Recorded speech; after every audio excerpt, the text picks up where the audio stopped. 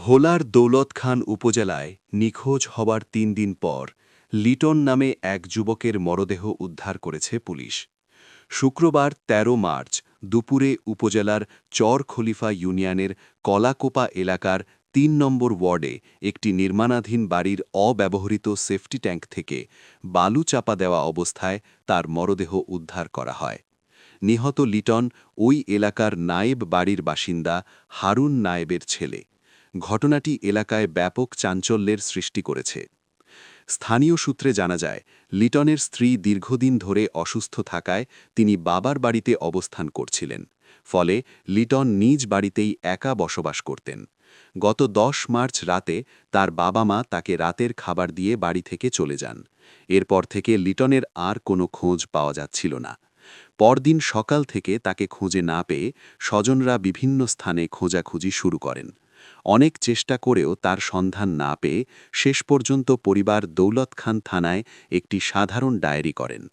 এদিকে অনুসন্ধানের এক পর্যায়ে লিটনের ব্যবহৃত মোবাইল ফোনের কল রেকর্ড বিশ্লেষণ করে এক নারীর সঙ্গে তার নিয়মিত যোগাযোগের তথ্য পাওয়া যায় বলে স্থানীয়দের মধ্যে আলোচনা শুরু হয়। ঘটনার পর ওই নারী হঠাৎ এলাকা থেকে গা ঢাকা দিলে সন্দেহ আরও ঘনীভূত হয় বলে এলাকাবাসীর দাবি। শুক্রবার দুপুরে স্থানীয়রা কলাকোপা এলাকার একটি নির্মাণাধীন বাড়ির অব্যবহৃত সেফটি ট্যাঙ্কে বালু চাপা দেওয়া অবস্থায় একটি মরদেহ দেখতে পান। পরে বিষয়টি দৌলত খান থানা পুলিশকে জানানো হয়। খবর পেয়ে পুলিশ ও ফায়ার সার্ভিসের সদস্যরা ঘটনাস্থলে পৌঁছে মরদেহটি উদ্ধার করেন। পরে মরদেহটি থানায় নিয়ে যাওয়া হয় এবং ময়নাতদন্তের জন্য ভোলা সদর হাসপাতালের মর্গে পাঠানো হয়েছে। এ ঘটনায় এলাকাবাসীর মধ্যে আতঙ্ক ও ক্ষোভ বিরাজ করছে। তারা দ্রুত সময়ের মধ্যে ঘটনার প্রকৃত রহস্য উদ্ঘাটন এবং জড়িতদের গ্রেপ্তার করে দৃষ্টান্তমূলক শাস্তির দাবি জানিয়েছেন। দৌলত খান থানার officer in charge OC Saiful Islam Sikdar জানান, ঘটনাটি গুরুত্বের সঙ্গে তদন্ত করা হচ্ছে। ময়নাতদন্তের রিপোর্ট এবং প্রাথমিক তদন্তের তথ্যের ভিত্তিতে প্রয়োজনীয় আইনগত ব্যবস্থা গ্রহণ করা হবে।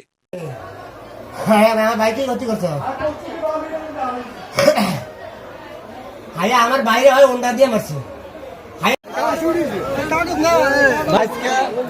ওই পুলিশ থানা থেকে বলছে যে এই লোকটা মরার আগে মোবাইল বন্ধ হওয়ার আগে 40 মিনিট কথা বলছে, যে লোকটা তোমার ছিল কিনা।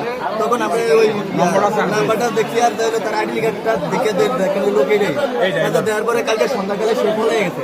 পলে যাওয়ার পরে তাদের কাজে সকালে বেলা গেছে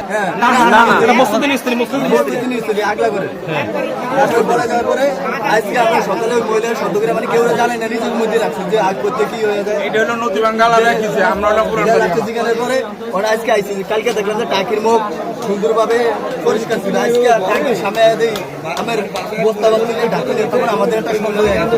সন্ধ্যা হওয়ার পরে আমরা টাকি উঠেছি, উঠে দেখলাম এই ঘরটা হলো মুস্তুদ্দিনের দেখলাম 40 মিনিট 10 তারিখে কথা বলছে।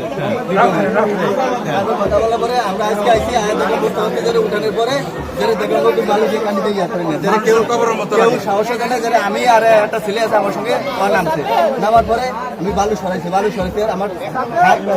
আমার হাত থেকে লগে দ্বিতীয়বার আমি আর হাত দিই নাই।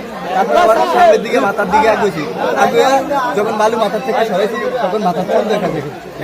যাওয়ার পরে আমরা উঠে গেছি।